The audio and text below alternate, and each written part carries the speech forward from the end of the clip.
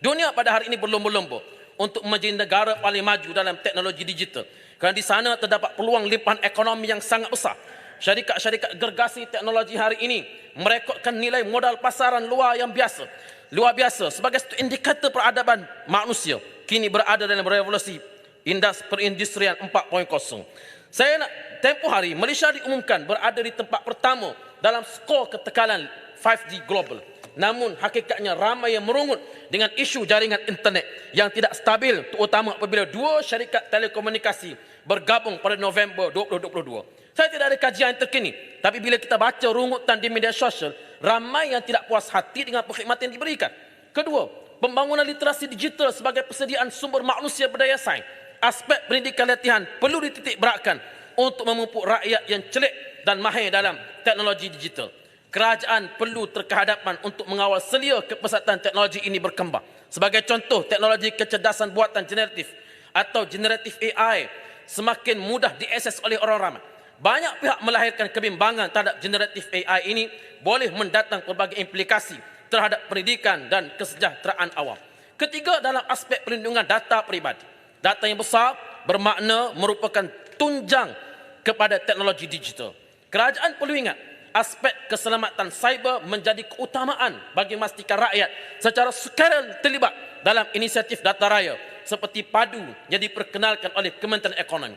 Jika kebimbangan ini tidak disurutkan, maka rakyat tidak percaya untuk memberikan data dan maklumat mereka kepada kerajaan.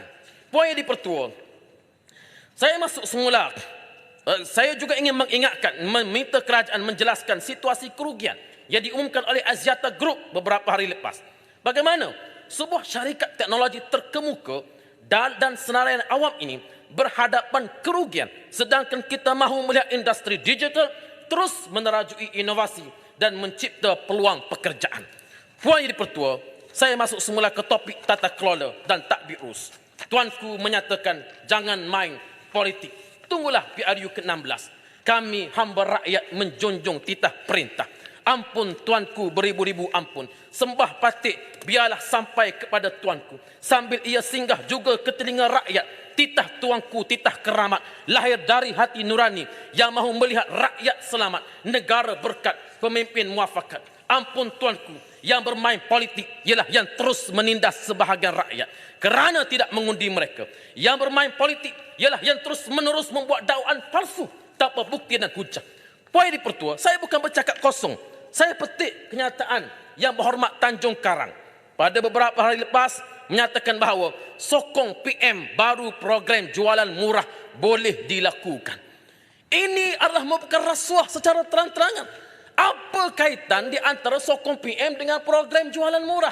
Rakyat saya di Pasir Mas, kami di Parlimen Pembangkang, juga rakyat Malaysia. Apa masalah mereka tak dapat program jualan murah? Oh, kerana tidak sokong PM. Adakah wang ini merupakan wang peribadi Perdana Menteri? Ini merupakan rasuah secara terangan. Sudahlah bermain politik. Kalau nak dikatakan bermain politik, inilah pihak yang benar-benar bermain politik pada hari ini. Saya nak menyeru kepada kerajaan. Kerajaan sudah ada lebih daripada 2/3 majoriti. Apa nak ditakutkan lagi? Laksanakanlah kesemua janji bulan bintang. Reformasi terpaling suci, terpaling hebat yang pernah diucapkan satu ketika dulu. Ini masanya untuk dilaksanakan. Buktikan bahawa kamu benar-benar pentingkan reformasi. 4 tahun masa ini. Sepatutnya inilah masanya. Saya yakin kalau kita ahli-ahli parlimen, kita boleh dapat duduk sepakat. Negeri-negeri pembangkang dapat diberikan apa yang berhak untuk mereka. Suasana politik ini akan sejuk dan tidak ada masalah. Pelabur pun boleh melabur dengan begitu yakin dalam negara kita.